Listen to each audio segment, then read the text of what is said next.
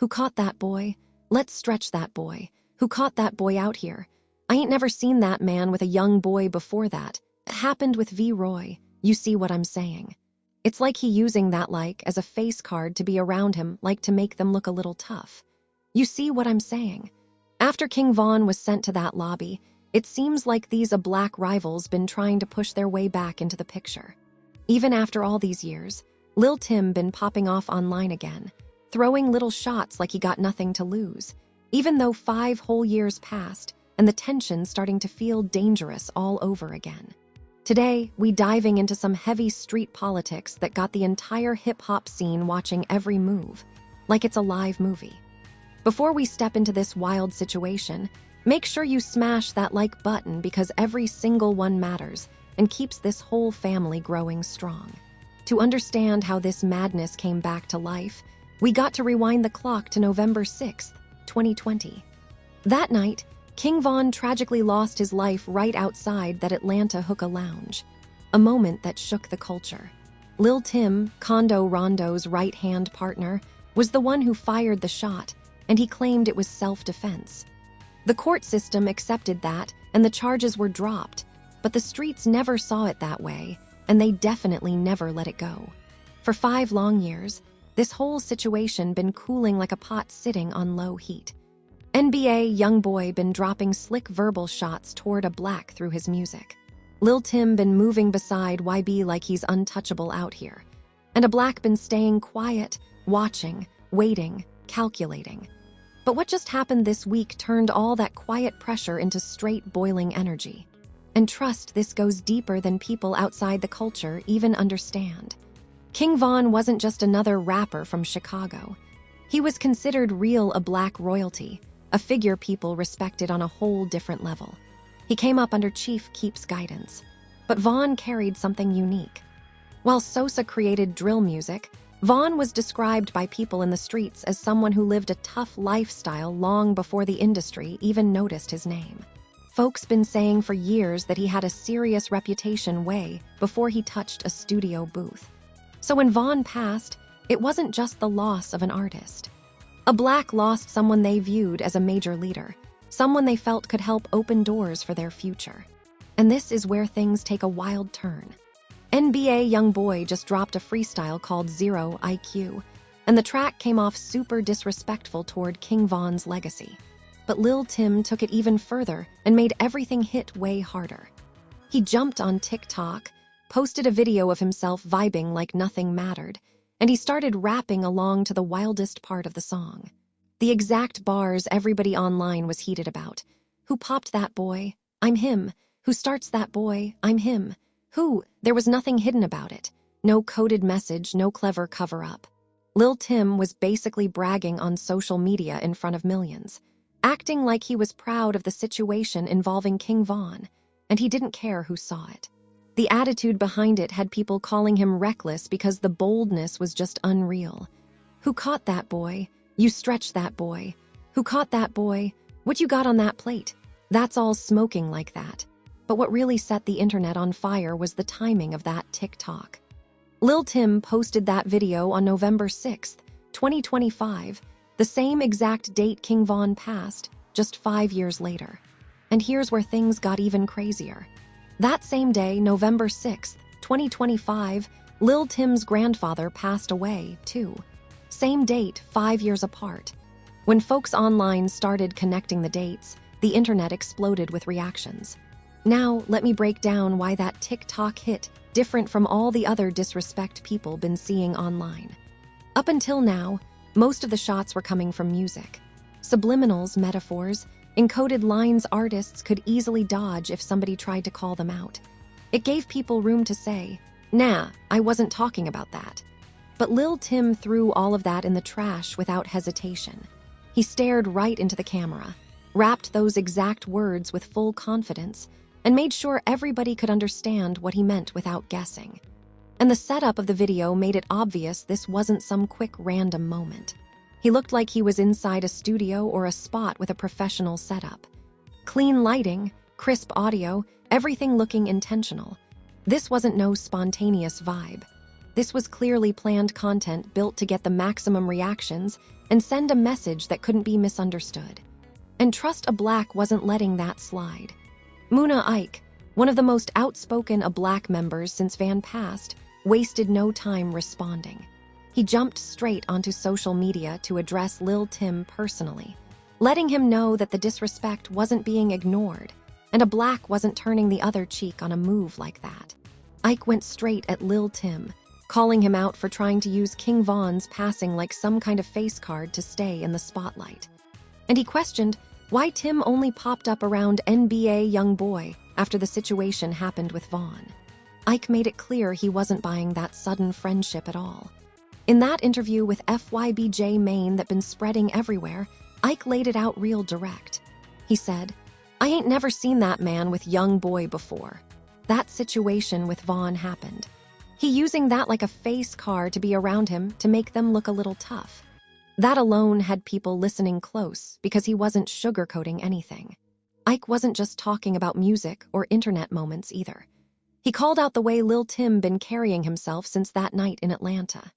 He pointed out how Tim been making songs about the situation, bragging on stage and acting like he's some type of street legend when, in Ike's words, "Seen that man with YoungBoy before that, happened with Roy." You see what I'm saying? It's like he using that like as a face card to be around him like to make them look a little tough. You see what I'm saying? Okay, that's how I look at it. But I ain't really like so if it was something it ain't much I can say because I'm still I'm working on my way up. And you see what I'm saying? I ain't my time going to come. It's whatever. But it's just that, like that specific. The situation wasn't handled like real street business at all.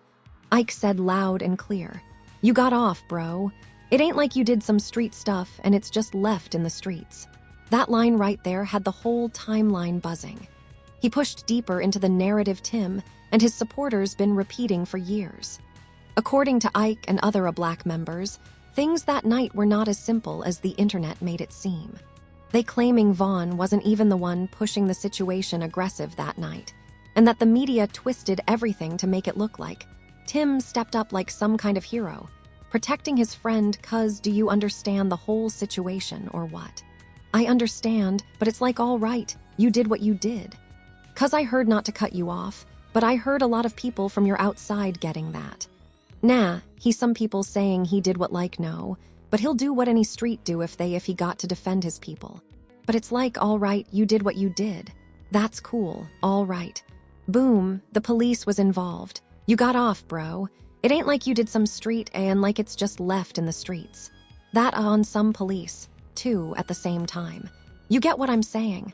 Like, it's a difference from doing some street, and I know you did some street, right? Your name you in the streets like your name Ring, or whatever, but you did some street. Whatever you claim all but the police was involved in that. But it's like, I don't like the way he go about it, like how be flexing and, like, don't act like you did some. And just got away like off the chain, like off that like bro ain't like it's some. I can't even say, but it's like I don't like how that statement shook folks, because it went against the narrative most people. Been repeating for years. Ike finished by saying Tim should keep things humble because the same type of situation he bragging about can flip on anyone if they not careful.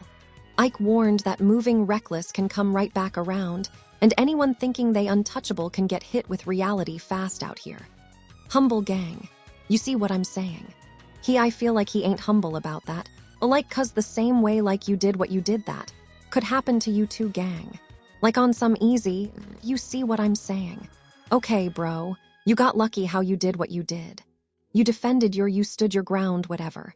But it's like it's just the way like it'd be playing out now, like all that on stage and okay. Yeah, like I don't be liking that game 'cause gangster was a gangster. That's what I'm saying. Ain't doing no like with. Like that, bro. It's like, bro, you got lucky really, bro. Like it ain't like you was on no face to you ain't to face this man face to face and just you got lucky. His back. Let's break down the real truth behind this whole situation, because it stretches way deeper than one moment outside a hooker spot. This wasn't just some random encounter. This came from long-standing tension, pride, ego, and years of street history piling up until everything snapped that night. King Von and his people pulled up on Quando Rondo outside that Atlanta hookah spot. And anybody who knew Von understood why the room got tense instantly. Vaughn had a heavy reputation in the streets, and folks always said he wasn't scared of stepping to anybody when things needed to be addressed. He wasn't known for backing down. That was the image people had of him everywhere he went. Here's what a lot of folks don't get about Lil Tim, though. According to Muna Ike and other Black members, Tim wasn't viewed as some major street figure before any of this happened. He was just Quando's partner who happened to be armed that night. They've been saying he wasn't moving like someone deep in the streets before all this. He was just caught in a serious moment and reacted to protect his friend. When Vaughn and his people pressed up on Quando, Tim saw his guy in trouble and acted the way a loyal friend would try to step in. That part alone ain't what got everybody mad. It's everything that happened after the situation that sparked all the anger and disrespect flying around today. Instead of keeping things low, staying out the way, and moving smart, Lil Tim started using the situation as a launching pad to build a name for himself. He linked up heavy with NBA YoungBoy, started making tracks about the moment, and began pushing this new image like he was some longtime street powerhouse. That's what really pushed a Black over the edge. Not just the loss itself, but the way he'd been carrying himself since day one afterward. And now, we got to talk about the NBA YoungBoy connection, because this is where things get messy for real. YoungBoy and Lil Durk been locked in a long-gunning feud for years, long before anything happened with Vaughn. So when the situation in Atlanta went down, it handed YoungBoy a new way to push his rivalry with Durk even harder. Suddenly, Tim went from being Quando's quiet homeboy to being plastered everywhere next to YoungBoy, traveling, performing, and moving like he was part of the main circle. The street politics behind all this are complicated, way more tangled than what the internet sees. And the deeper you look, the clearer it becomes why this situation refuses to die down. Quando Rondo been signed to YoungBoy's 4KT movement for years, and their connection goes way back long before any of this drama started. But Tim was just partner from Savannah. Someone who never asked for the spotlight but got thrown right into it after that one night in Atlanta changed everything. And once that TikTok dropped, everything exploded instantly. Within hours, the video was everywhere. Millions of views, thousands of comments, whole timelines turning into war zones. Fans of King Von flooded Tim's comment section with insults and warnings, while YoungBoy supporters jumped in to defend Tim's right to speak on what happened. It wasn't even about music anymore. It became a full-blown online battlefield, but it didn't stop with random fans. Black members themselves started flooding their own pages with responses. Instagram stories, tweets, TikToks, they were popping up everywhere. Some posted throwback clips of King Von smiling, rapping, living life. Others posted short, cryptic messages that felt like direct shots at Tim without even saying his name. One response stood out heavy, and a Black member posted a video of himself playing Van's music with a caption that read, "Long live Vaughn. We ain't forget nothing." That message hit strong because it showed a Black still views everything connected to that night as unfinished business, no matter what the court system stamped on the case. Meanwhile, YoungBoy's camp stayed quiet. YB himself hasn't jumped online to address any of a Black's messages or the rising tension. But word behind the scenes is he boosted security around Tim and the rest of the crew.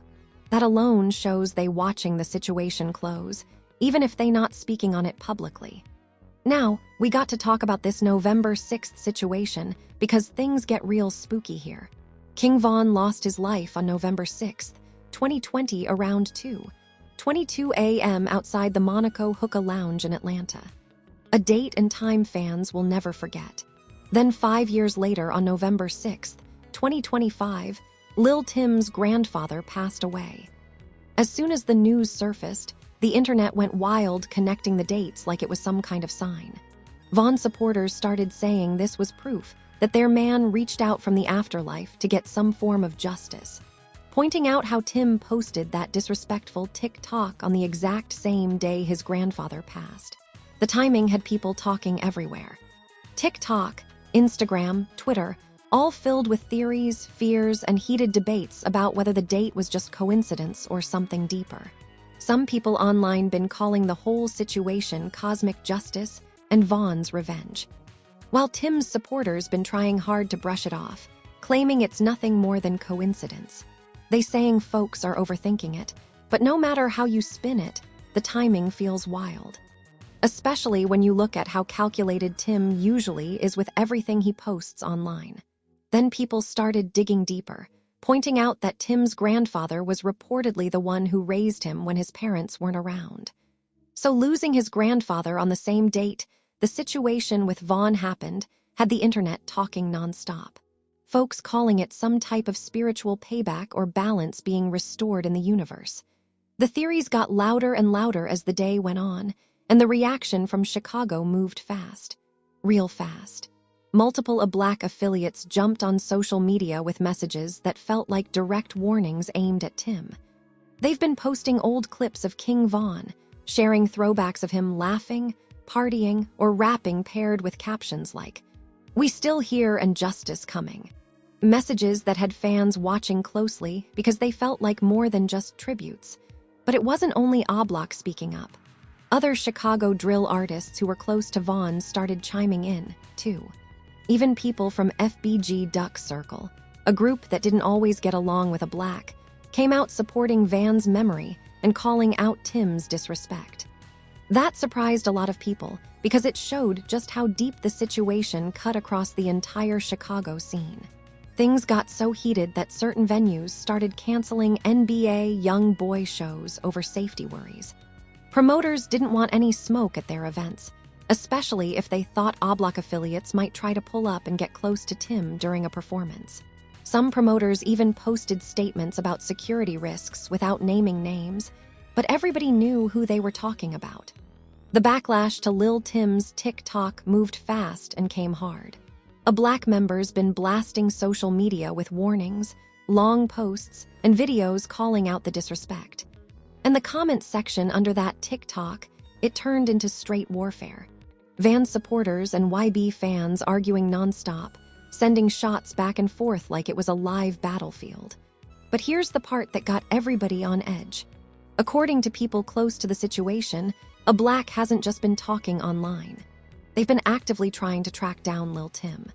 The energy around this situation is starting to feel dangerous again, and the streets are watching every move. A lot of people in the streets feel like Lil Tim been hiding behind NBA young boys' fame and heavy security, and they saying they want that one-on-one smoke without the security team standing in the way. The tension got so loud that law enforcement started watching everything real closely. Atlanta police even boosted patrols near spots young boys' camp usually moves through because they don't want anything close to another tragedy like what happened the night Vaughn lost his life. Even the music industry been locked in on this whole situation. Record labels been having quiet meetings behind closed doors talking about artist safety and whether it's worth keeping artists on board when they're tied to real-life beefs that can spill outside the music world. Some industry insiders been saying Tim's TikTok crossed a line even the music business doesn't want attached to their brand right now. This whole situation shows how social media changed the entire landscape forever. Back in the day, if you had a problem with somebody, it stayed off camera. No phones, no posts, no internet crowd watching everything.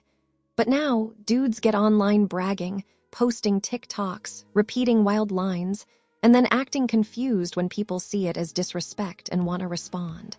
Everything got amplified because it's happening on a global stage instead of staying quiet in the background. Lil Tim could have stayed low-key, kept collecting money from being tied to young boy, and lived his life peacefully. Instead, he kept throwing shots online, poking the bear over and over. And now that bear is wide awake and ready to bite back hard. Black is not the type to let disrespect slide, especially when it's tied to King Von's name and legacy. And the wild part, this beef not showing any signs of ending. Van's death opened a door to a cycle of tension that's been running for 5 years straight. And every time things seem like they're calming down, something happens. A post, a track, a message, and it all gets sparked right back up like gasoline on fire. All of this also shines a light on a bigger issue. How drill culture and long-standing beefs been trapping young men in cycles they didn't create. Van was in his mid-20s when he passed with his whole life ahead of him. Tim is still young, too, with years left to build something real. These dudes could be launching companies, raising families, making moves that changed their communities for the better. Instead, they stuck fighting battles that started way before their time, dragging generations worth of tension into the present. And social media just keeps adding fuel to a fire that never gets the chance to burn out. At the end of everything, this whole situation is straight tragic. No matter which side you look at it from, King Von was a gifted artist with real talent, and he could have built a whole different life if he stepped away from the streets sooner. On the other hand, Lil Tim reacted in a split second trying to protect his friend. But that moment left him carrying a target on his back forever, and the weight of that don't disappear easily. Black members like Muna Ike feel like they got to defend their fallen soldiers' honor, and that loyalty runs deep in their world. And this whole November 6th situation, it might be coincidence or it might be something deeper. That's for you to decide. But one thing is clear, that TikTok put Lil Tim right back in the spotlight and made him one of the most watched people in Chicago street politics right now. Old Block and the Chicago scene aren't known for letting disrespect slide, especially when it involves Van's name. This tension been building for 5 whole years, and it's not slowing down at all. Every post, every disc, every track keeps adding new energy to a situation that already feels explosive. At this point, the real question isn't if something else is going to happen, it's when. So, tell me what you think. Was Lil Tim wrong for posting that TikTok, or was he just speaking his mind like anybody else would? And what about that November 6th connection? Pure coincidence or something deeper that nobody can explain? Drop your thoughts in the comments, because this conversation is far from over. Now, listen. Before you dip out, make sure you smash that like button and show love, because every tap helps this movement grow strong. Share this video with your homeboy so they can tap into the story, too. And if you're new here or been watching without joining the family, hit that subscribe button right now and turn them notifications on so you never miss when we drop heat. The streets never sleep, and we're just getting started. There are way more stories to uncover, way more truth to break down, and tomorrow's upload is about to be even crazier, even deeper, and absolutely unmissable. Join the family, stay locked in, and keep rocking with us every single day. We'll catch you in the next one right here at Rap Uncovered, where the truth of the streets lives. Where the truth of the streets lives.